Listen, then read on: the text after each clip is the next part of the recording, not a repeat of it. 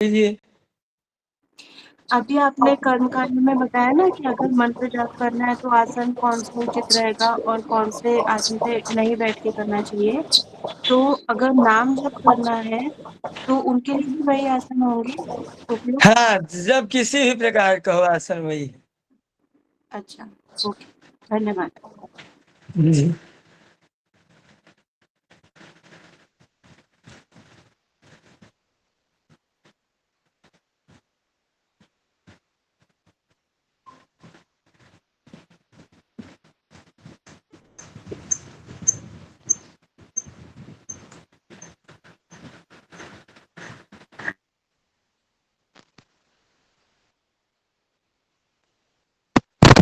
Hello, आवाज आ रही है गुरु जी? जी आ जी रही है। जी आ रही है। जैसे आपने बताया कि हर एक पूजा पाठ के लिए एक आसन का निर्धारण किया गया है। जी। जी। तो कौन सी पूजा में कौन सा आसन चलेगा? जैसे सभी को निर्देश होता है तो पूजा कि का नाम बोलो, मैं आसन आप का उस नाम चीज का बोलता हूँ। करो, आप उस चीज का। पूजा का नाम बोलो, मैं आसन का नाम बोलता हूँ। यदि किसी को महामृत्युंजय करना हो तो अगर ब्राह्मण है तो कुशा का तो आसन। अगर ब्राह्मण है तो कुशा का आसन।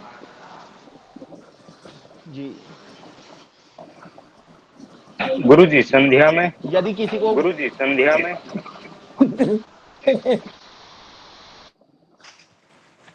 संध्या में भी यदि ब्राह्मण है तो कुशा का आसन, कंबल का आसन। अच्छा गुरुजी, जैसे कंबल का आसन। जी। यदि यदि देवी के जाप करने हो लाल कंबल का आसन। लाल कंबल का आसन। ओके, तो उसमें जो अच्छा है। ब्राह्मण जी है यदि यदि ब्राह्मण जी है यदि पितरों के करने हो दास सफेद होता है, कंबल का एक ही आसन। रहना चाहिए वैसे कंबल तो। का चलिए, आप लोग बहुत बतिया लिए, शांत रहिए।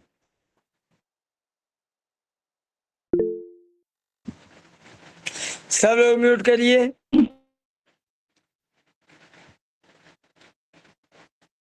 कल हम लोगों ने यहाँ तक देखा था, हम लोग ज्योतिष का परिचय कर रहे थे। ये पूरा मान दिया हुआ है, आप लोगों को दिखाई दे रहा होगा। इस हिसाब से मतलब कि हम लोगों के मान से जो ब्रह्मा की आयु है 100 साल की होती है। कितने साल की? 100 साल की। तो कैसे, कितना? हम लोगों का इतना वर्ष तो ब्रह्मा का 1 वर्ष। अब ब्रह्मा का इतना 1 वर्ष बराबर उसकी आयु 100 वर्ष की होती है, उसके अपने हिसाब से। हम लोगों को इसके चक्कर में नहीं पड़ना, हम लोग सीधे आते हैं। क्या परीक्षा में ये सवाल आ सकता है गुरुजी? क्या सवाल? कि ब्रह्मा की आयु कितनी होती है, ये इसका निकालने का सूत्र। नहीं, इतना नहीं पूछा जाएगा हो। चलिए यहाँ से पढ़िए प्रभु जी, आप लोग इसको पढ़िए, बाकी मैं आप लोगों के लिए ज्योतिष का एक नया चैप्टर लेके आ रहा हूँ। यहाँ से काल के सुभाष। गुरुजी आज मैं पढ़ूंगा। कौन हो आप? कौन हो आप? अजय अजय। शर्मा जी। अजय शर्मा पढ़िए जी। जी, स्वागत है। पढ़िए जी, स्वागत है। यहाँ से यहाँ से। जी जी जी जी गुरुजी, बस सारा ना लाल करो। काल के शुभ करण सूर्यादिग्रह हैं। वेदांगों के रहस्य के जानने के लिए भारतीय दर्शन शास्त्र की आवश्यकता होती है। दर्शन का अर्थ है देखना। जिसको देखना, इस प्रश्न के उत्तर में यही कहा जाता है कि परमात्मा को देखना, उस परम ब्रह्मा को देखने का चक्षु क्या है? ज्ञान चक्षु से ही उस परम ब्रह्मा को देखा जा सकता है। सम्यक ज्ञान वेदांगों के माध्यम से ही प्राप्त है। इसीलिए वैदिक दर्शन का अस्तित्व सरस्वत ख्यात है। हमारे सभी अजय जी, अजय जी, हाँ जी, हाँ, पहले शुद्ध हिंदी पढ़ना सीखो।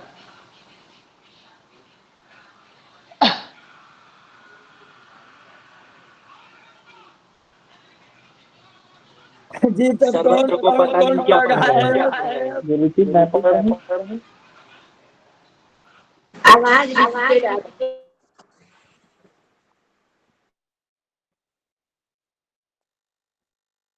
और कौन पढ़ना चाहता है? मैं पढ़ूं गुरु? हाँ, स्वागत। काल की शुभ के कारण सूर्यादि यह है कि वेदांगों के रहस्य के जानने के लिए भारतीय दर्शन शास्त्र की आवश्यकता होती है।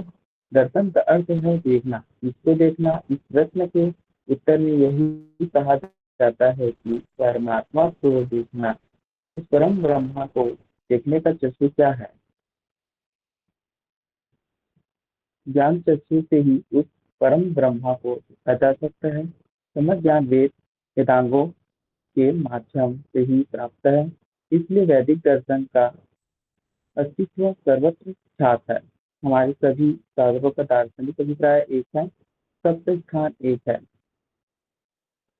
यहाँ तक कि नास्तिक दर्शन भी उसी बिंदु पर मिलते हैं। बुद्धि केन बीजा। इस भास्कर की उक्ति से अर्थ यही निकलता है कि ज्ञान ही कारण, जैसे नर या नारी का कारण माता पिता है, उसी प्रकार संपूर्ण जगत का कारण पुरुष अर्थात परम ब्रह्मा परमात्मा है। ज्योतिष शास्त्र में 9 ग्रहों के महाभूत, वक्त, छाया तथा गुण हमारे ज्योतिष शास्त्र में वर्णित है।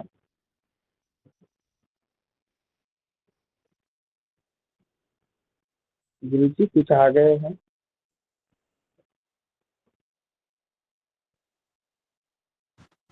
ज्योतिष शास्त्र में 9 ग्रहों के महाभूत, वक्त, छाया तथा गुण हमारे ज्योतिष हाँ, शास्त्र में रुक जाइए वर्णित है। प्रभु जी, रुक जाइए।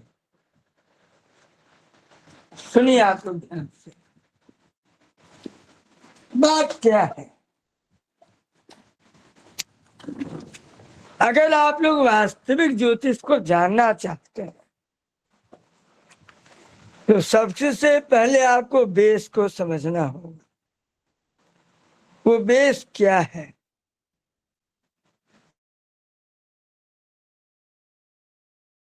वो आधार क्या है? तो वस्तुतः आकाश मंडल में सारे ग्रह अपनी अपनी कक्षा में घूमते हुए अपने सूर्य की परिक्रमा कर रहे हैं। एक बात। दूसरी बात, उसी आकाश गंगा में जैसे हमारा एक सौर मंडल है, वैसे ही अनंत सौर मंडल उस आकाश गंगा में तैर रहे हैं। अब उन जो आकाश गंगा में अनेकों सौर मंडल तैर रहे हैं, जिसमें एक सौर मंडल हमारा भी है, वो अनेकों असंख्य सौर मंडल गोलाकार घूमते हुए। पूछोगे वो किसको घूम रहे हैं भैया? तो वो ब्लैक होल, मतलब महाकाल, उस ब्लैक होल महाकाल में चारों तरफ से घूमते हुए वो धीरे धीरे धीरे धीरे उस ब्लैक होल के नजदीक आ जाते हैं और धीरे धीरे धीरे धीरे परिक्रमा करते हुए उसी में ब्लैक होल में समा जाते हैं।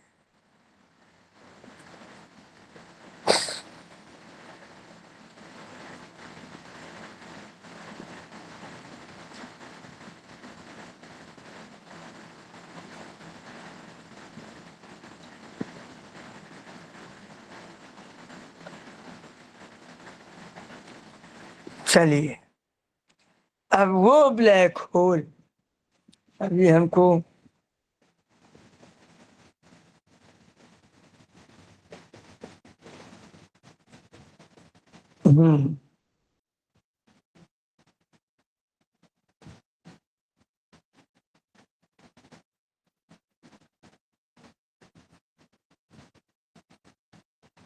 आप लोगों के सामने ये चित्र चल रहा होगा,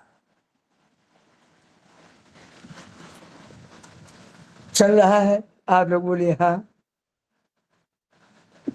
जी गुरुजी। तो एक आकाश गंगा में कई सौर मंडल हैं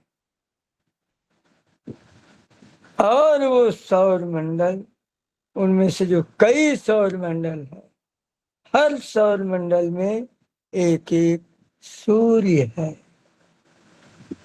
तो ऐसे ही एक अपना भी सौर मंडल है। ये जैसा आपको स्क्रीन पर दिखाई दे रहा है, ऐसा ही सौर मंडल आकाश गंगा में है और इनकी गति, इनकी घूर्णन गति, इनके घूमने की गति दो प्रकार की है। ये दो प्रकार से घूमते हैं और हमेशा घूमते रहते हैं। पहली गति अपने कक्षा क्रम में अपने स्थान पर गोल गोल गोल गोल घूमते रहते हैं। दूसरे सूर्य की परिक्रमा करते हुए ये गोल गोल घूमते हैं, जिनकी दो प्रकार की गति हो गई। अब आप लोग पंचांग में पढ़ोगे कि रविवार के बाद सोमवार क्यों आता है, सोमवार के बाद मंगलवार ही क्यों आता है, जबकि इस कक्षा में देखिए इस सेंटर में सूर्य है और सभी ग्रह सूर्य की परिक्रमा कर रहे हैं। तो सबसे नजदीक कौन है? बुध। तो सबसे पहले आना चाहिए रविवार, रविवार के बाद बुधवार, बुधवार के बाद बुध के बाद किसकी कक्षा है? शुक्र की। तो आना चाहिए शुक्रवार, शुक्रवार के बाद पृथ्वी। तो पृथ्वी कोई वार नहीं है, पृथ्वी का उपग्रह चंद्रमा है। ऐसे ही सबके उपग्रह हैं, लेकिन पृथ्वी का उपग्रह चंद्रमा। तो इसके बाद आना चाहिए चंद्रवार मतलब सोमवार, इसके बाद मंगलवार, मंगलवार के बाद बृहस्पतिवार, गुरुवार मतलब, और गुरुवार के बाद शनिवार। लेकिन ऐसा नहीं है, लेकिन आपको वास्तविकता में बताऊं ऐसा ही है। जैसा ये कक्षा क्रम आपको दिखाई दे रहा है, ये बिल्कुल कक्षा क्रम वैसा ही है। अभी आपको कल पंचांग की कक्षा में पता चलेगा। अब ये जानिए कि आप इसको पूरा आकाश मंडल, आगे दिखाते हैं आपको कुछ।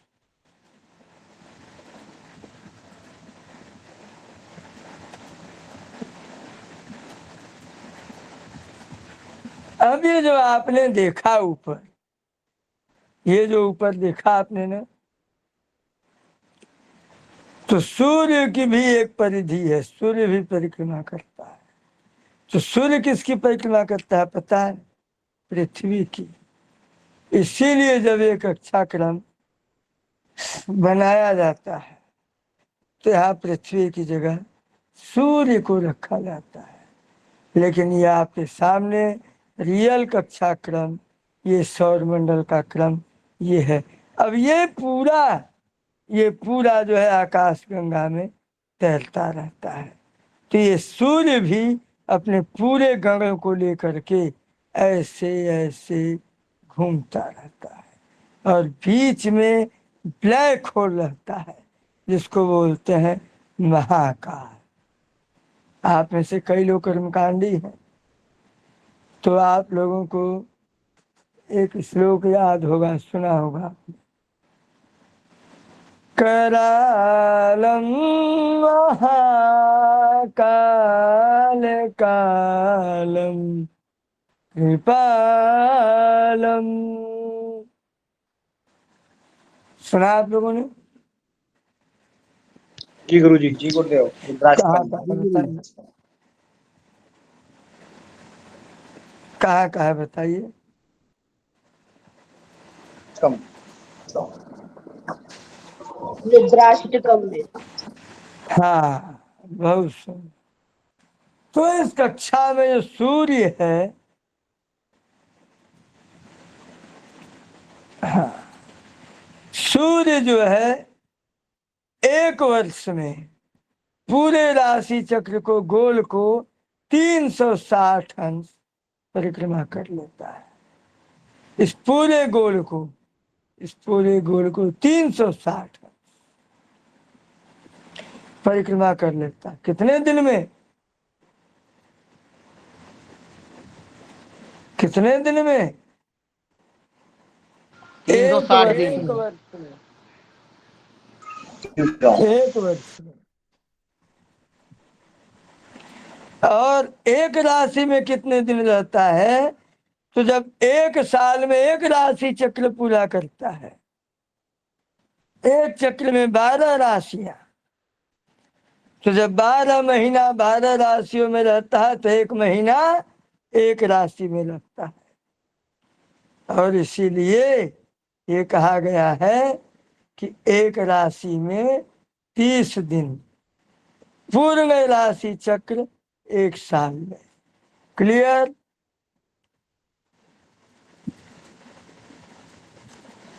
अब ऐसे ही चंद्रमा पूरा राशि चक्र 27 दिन में, 27 नक्षत्र होते हैं तो 27 दिन में पूरा करता है।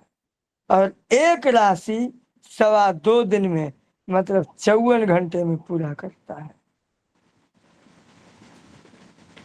ऐसे ही मंगल 18 माह में पूर्ण राशि चक्र 360 और एक राशि 45 दिन।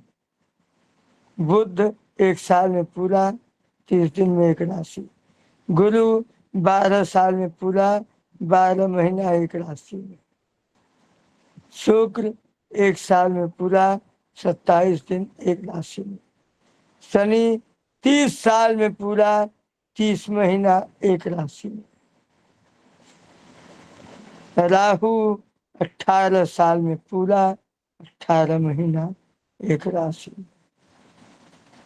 केतु 18 साल पूरा 18 महीना एक राशि। अब ये आकाश मंडल में ये ऐसे ही तारा जो है बने हुए हैं। तो कई तारों के समूह को नक्षत्र कहते हैं। जब आपको नक्षत्र पढ़ाया जाएगा तो आपको बताया जाएगा कि अश्विनी नक्षत्र में कितने तारे, भरणी नक्षत्र में कितने तारे। तो आकाश मंडल में तारों के हिसाब से जो आकृति बनी उसके हिसाब से राशि बना लिया गया। तो ये देख पा रहे हैं आप लोग चित्र में, दाहिने तरफ 6 राशियां, फिर बाएं तरफ भी 6 राशियां, ऐसे अब जो ग्रह इसमें गोचर करते हैं वो ग्रह इन्हीं राशि में गोचर करते हैं।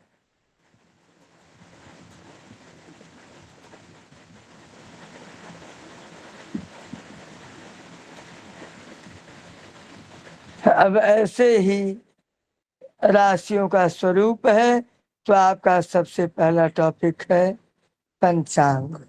एक बात और, आपको अपने ज्योतिषियों के विषय में जानना चाहिए। तो आज की कक्षा के लिए और पुराने ज्योतिषियों के लिए भारतीय ज्योतिष ग्रंथ का PDF मैं ग्रुप में भेज दूंगा। आप लोग जो है उसको अध्ययन कर लीजिएगा और अपने पुराने ज्योतिषियों का अध्ययन कर लीजिएगा।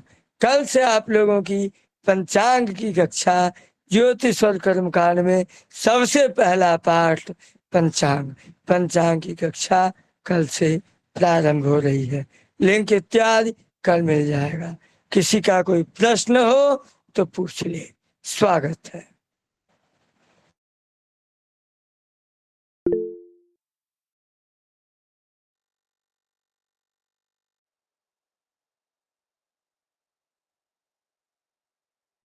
नहीं है तो गुरुजी सुनीता जी मुझे मैं आपको जिज्ञासा थी, फिर से बोलिए। मुझे ना जिज्ञासा थी, कर्मकांड से रिलेटेड पूछना था। आज ही जैसे बताया था कि जो स्नान थे 7 प्रकार के स्नान, तो उसी के अंतर्गत बताया था कि ना जो जनेऊ को बेसन लगा के, और वहां पे एक शब्द आया था निवीति। तो निवीति का क्या अभिप्राय है? और उपवीति भी था। या आप लोगों को भी मैं जब मैं पंचांग के बाद संस्कार पढ़ाऊंगा तो संस्कार में जब उपनयन संस्कार पढ़ाऊंगा तो निवीति उपवीति आपको पूरा बताऊंगा मैं। ठीक है, ये इसीलिए मैंने जी उसको स्किप कर दिया जी। मैं सुनीता जी का आवाहन करता हूँ शांति मंत्र के लिए। वो आए और जी गुरु जी। शांति मंत्र करें और कक्षा को विराम दें। जी गुरु जी। ओम सर्वे भवन्तु सुखिनः, सर्वे सन्तु निरामयाः, सर्वे भद्राणि पश्यन्तु, मा कश्चित् दुःखभाग् भवेत्। ओम शांति शांति शांति। सर्वेभ्यो नमो नमः। पुनर्मिलामः। धन्यवाद।